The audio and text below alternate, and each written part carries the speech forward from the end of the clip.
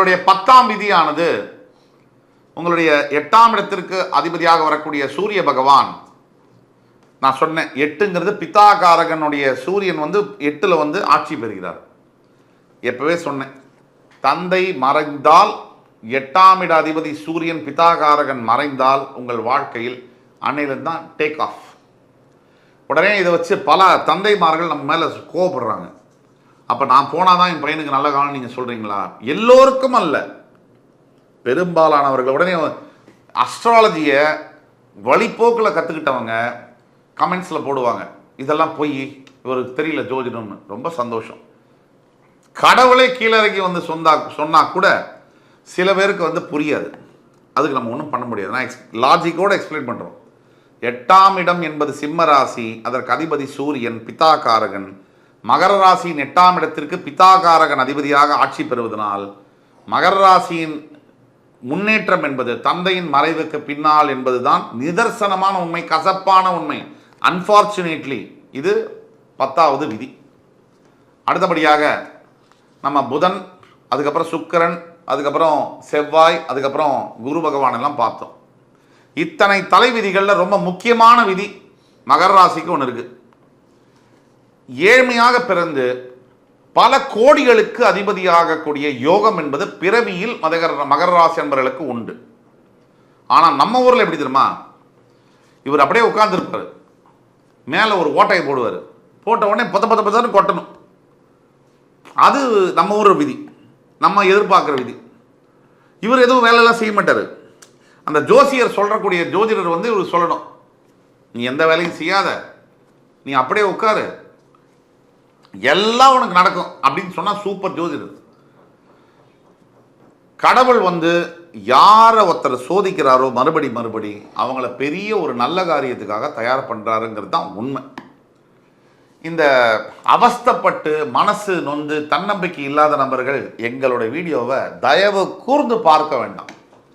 தன்னம்பிக்கை இருந்து வாழ்க்கையில் நம்ம ஜெயிக்க முடியுங்கிற 1% எங்கேயாவது ஓரத்தில் இருந்தால் மட்டும் இதை பார்த்தா போதும்.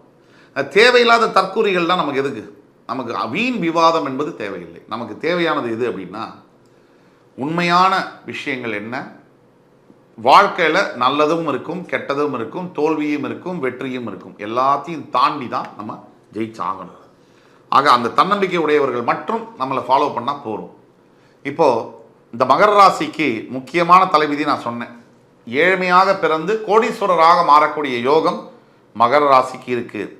அது மாதிரி ஒரு 100 பேரை எனக்கு தெரியும் பர்சனலாக. இது உண்மை. அவர்களாம் எப்படி வந்தாங்க அப்படிங்கிறத நம்ம பார்த்தோம்னா சும்மா லேஸில் வரல. இப்போ இந்த வீடியோவை பார்த்து கொண்டு இருக்கக்கூடிய அனைத்து மகர ராசி என்பவர்கள் சில பேர் இருப்பாங்க, எனக்கு ஒரே பிரச்சனையாக இருக்குன்னு. உங்களை மாதிரி 100 மடங்கு பிரச்சனையை தாங்கி அதை தாண்டி ஜெயிச்சவங்க தான் உண்மையிலேயே அந்த ஜெயிச்ச சீட்டில் உட்காரத்துக்கு தகுதியானவங்க. அதே மாதிரி நீங்களும் ஜெயிக்க முடியும். கொஞ்சம் தன்னம்பிக்கை, கொஞ்சோண்டு முயற்சி, இது மட்டும் இருந்தால் போதும், உங்களால் சத்தியமாக ஜெயிக்க முடியும். அடுத்தபடியாக நீங்கள் எதை எதிர்பார்க்கலாம், வாட் யூ கேன் எக்ஸ்பெக்ட், இதை பாருங்க. இந்த வாட் யூ கேன் எக்ஸ்பெக்ட்ல வரக்கூடிய முதல் பாயிண்ட், மகர ராசி அன்பர்கள் நல்ல சகோதர சகோதரிகளை எதிர்பார்க்க முடியாது. அப்படியே எதிர்பார்த்தாலும் ஏதோ ஒரு சந்தர்ப்பத்தில் அவர்களுடன் உறவு முறிவு ஏற்படக்கூடிய வாய்ப்பு என்பது உண்டு. 2வது பாயிண்ட், மகர ராசியில் பிறந்த ஆண்களுக்கு ஏதோ ஒரு இடத்தில் ஒரு பெண்ணுடன் திருமணம் ஆன பிறகு ஒரு பெண்ணுடன் ஒரு ஃப்ரெண்ட்ஷிப், நட்பு ஏற்பட்டு அது வேற மாதிரி மாறி அந்த பெண்ணால் அவமானப்படுவதும் பணம் இழப்பதும் என்பது உறுதி. ஜாக்கிரதையாக செயல்பட வேண்டும். 3, அனைத்து மகர ராசி என்பவர்களுக்கும் வாழ்க்கையில் அதிர்ஷ்டம் என்பது உண்டு. அந்த அதிர்ஷ்டம் உங்கள் கைக்கு வர மற்றவர்களை விட கொஞ்சம் எக்ஸ்ட்ரா லீப் என்று சொல்லக்கூடிய கடினமான உழைப்பை இன்னும் 5% அதிகமாக போட வேண்டும், முயற்சியை. 4, நீங்கள் ஏதோ ஒரு கட்டத்தில் உங்கள் தந்தையின் மறைவுக்கு பின்னால் உங்கள் வாழ்க்கை டேக் ஆஃப் ஆகுவதை, இன்க்ளைனேஷன் மோடு, முன்னேற்றம் காண்பதை கண்ணால் பார்க்க முடியும். அதுக்காகவே உங்கள் அப்பாவை நீங்கள் குறை சொல்லுவதோ இது தவறாக அணுகுவதோ வேண்டாம். அவர் அமைச்சு கொடுத்த பாதையில் தான் நீங்கள் வர முடியும். ஆனால் உண்மை என்னன்னா, ஏதோ ஒரு தடங்கள் வந்துக்கிட்டே இருக்கும். இதுதான் பிரச்சனை. எடுத்த காரியத்திலெல்லாம் தடங்கள். இது ஐந்தாவது நீங்கள் எதை எதிர்பார்க்கலாம் அப்படின்னா, உங்களுடைய மனைவி இல்லை கணவன் உங்களுக்கு ஒத்துழைப்பு கொடுப்பது என்பது, உங்களை புரிந்து கொள்வது என்பது நடக்காத காரியம். இதை மனசில் நிறுத்திக்கோங்க. இதை எதிர்பார்க்கணும் நீங்கள். 6, வாட் யூ கேன் எக்ஸ்பெக்ட். மகர ராசி அன்பர்கள் அனைத்து நபர்களும் ரத்தம் சம்பந்தப்பட்ட டயபிட்டிஸோ இல்லை ரத்தம் சம்பந்தப்பட்ட இன்ஃப்ளமேஷனோ ரத்தம் சம்பந்தப்பட்ட கோளாறுகளோ வரக்கூடிய வாய்ப்புகள் இருப்பதனால் ஜாக்கிரதையாக ஆரோக்கியத்தை கவனித்துக் கொள்ள வேண்டும். தாயாருடைய ஆரோக்கியத்திலும் தாயாருக்கு சிறு சிறு விபத்துகள் நேரப்படக்கூடிய வாய்ப்புகளும் இருக்கிறதுனால அதையும் பார்த்துக்கணும். 8, 7 முக்கியமான பாயிண்ட் என்னன்னா, இந்த அனைத்து மகர ராசி அன்பர்கள் தன்னுடைய வாழ்க்கையில் ஏழ்மையில் பிறந்திருந்தாலும் ஒரு காலகட்டத்தில் 30-35 வயதுக்கு பிறகு மிகப்பெரிய உயரத்தில், நீங்களே நினைச்சு பார்க்க முடியாத உயரத்தில் அமர்ந்தே தீருவீர்கள். இது சத்தியம். இத்தனையும் யூ கேன் எக்ஸ்பெக்ட். அடுத்தது நியர் ஃபியூச்சர் ப்ரெடிக்ஷன்ஸ். தற்சமயம் மகர ராசிக்கு 2ஆம் இடத்தில் சனி பகவான், 3ஆம் இடத்தில் ராகு, 5ஆம் இடத்தில் குரு அமர்ந்து 9ஆம் சிறப்பு பார்வையாக மகர ராசியை பார்க்க தொடங்கி இருக்கிறார். அதற்கு பிறகு உங்களுடைய பாக்கியஸ்தானத்தில் கேது. இப்போ 2ஆம் இடத்தில் இருக்கக்கூடிய சனி பகவான் தற்சமயம் வக்ரகதியில் சுழல்கிறார். அது ரொம்ப நல்லது. இந்த நவம்பர் 4ஆம் தேதிக்குள்ள மிகப்பெரிய பணவரவை நீங்கள் எதிர்பார்க்கலாம். Point number 1. உங்கள் 3ஆம் பாவத்தில் இருக்கக்கூடிய ராகு மிகப்பெரிய உயர்கல்விகளை நீங்கள் படிப்பதற்கோ அல்லது நுண்ணிய கிருமி சம்பந்தப்பட்ட பயோடெக்னாலஜி இது சம்பந்தப்பட்ட படிப்பை படிப்பதற்கோ, உங்களுக்கு வெளிநாட்டு போய் படிக்கிறதுக்கோ ஹெல்ப் பண்ணுவார். உங்கள் 5ஆம் பாவத்தில் இருக்கக்கூடிய குரு பகவான் பல ஆண்டுகளாக திருமணம் நடக்காத மகர ராசி என்பவர்களுக்கு திருமண பாக்கியம், புத்திர பாக்கியத்தை ஏற்படுத்தக்கூடிய வகையில் இருக்கிறார்.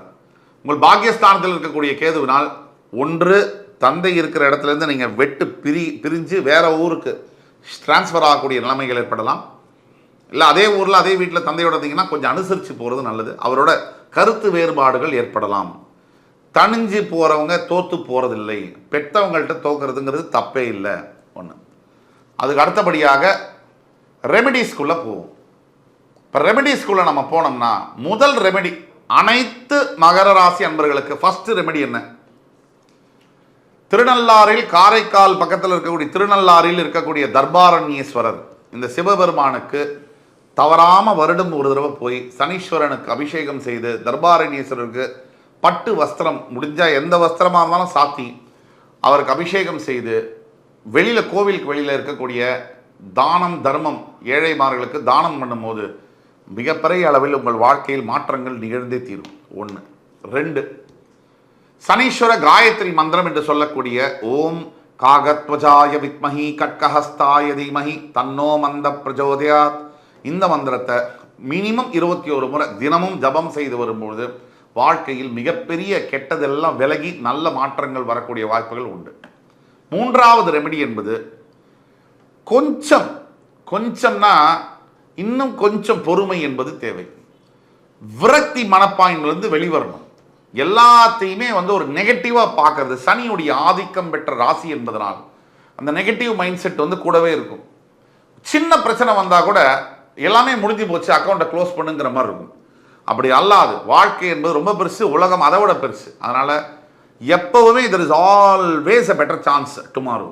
அதனால் நீங்கள் டுடேவே, அதனால் நீங்கள் தன்னம்பிக்கையோடு, இன்னும் அதிக தன்னம்பிக்கையோடு செயல்பட வேண்டும். இது ஒரு ரெமெடி. 4வது, வீட்டில் இருக்கக்கூடிய மகர ராசி அன்பர்கள், அதாவது வீட்டுக்கு போகிறீங்கன்னா 6 மணிக்கு நல்ல வீட்டை சுத்தம் பண்ணி, இந்த சுவாமி படங்களுக்கெல்லாம் சந்தனம் குங்குமம்லாம் பொட்டு வச்சு ஒழுங்காக காலை மாலையில் விளக்கேற்றி, இந்த ஸ்லோகங்கள், இந்த ருத்ரம் நமகம் சமகம் புருஷ சுத்தம், இந்த மாதிரிலாம் ஸ்லோகங்கள்லாம் இருக்குது. இல்லை சிவனுக்கு நிறைய ஸ்லோகங்கள் இருக்குது. இந்த மாதிரி அந்த ஸ்லோகங்கள்லாம் நீங்கள் கேட்குறதோ வீட்டில் ப்ளே பண்ணுறதோ மிகப்பெரிய மாற்றங்களை கொண்டு வரும். 10 பாத்திரங்கள், எச்சில் பாத்திரங்களை ஒன்றாமல் சேர்க்காமல் இருக்கிறதும் மிகப்பெரிய ஒரு ரெமெடியாக மகர ராசி என்பவர்களுக்கு இருக்கும். அதே மாதிரி 5வது மிகப்பெரிய ரெமெடி என்னென்னா, மகர ராசியில் பிறந்த அனைத்து நண்பர்களும் உங்கள் வாழ்க்கையில் உங்களால் முடிஞ்ச அளவுக்கு படிப்பதற்காக ஏழை குழந்தைகளுக்கு உதவி செய்யவும். இதை விட ஒரு பெரிய ரெமெடி உங்களுக்கு இருக்கவே முடியாது. படிப்பதற்காக, தர்ம காரியங்களுக்காக ஏழை குழந்தைகளுக்கு உதவி செய்யும். அதே மாதிரி முதியவர்கள் உணவில்லாமல் உடையில்லாமல் இருக்கக்கூடிய முதியவர்களுக்கு உதவி செய்யவும். இதுதான் மிகப்பெரிய ஒரு பிராயசித்தம் மகர ராசி என்பவர்களுக்கு. ஆக இந்த காணொளி என்பது மகர ராசி நேயர்கள், என் உயிரினும் மேலான மகர ராசி நேயர்களுக்கு ஒரு மிகப்பெரிய ஒரு விடிவெளியாக இருக்கும் என்ற நம்பிக்கையுடன் மறுபடி உங்கள் எல்லோரையும் சந்திக்கும் வரை உங்களிடமிருந்து விடைபெறுவது உங்கள் சுபாஷ் பாலகிருஷ்ணன். நன்றி, வணக்கம், வாழ்க வளமுடன்.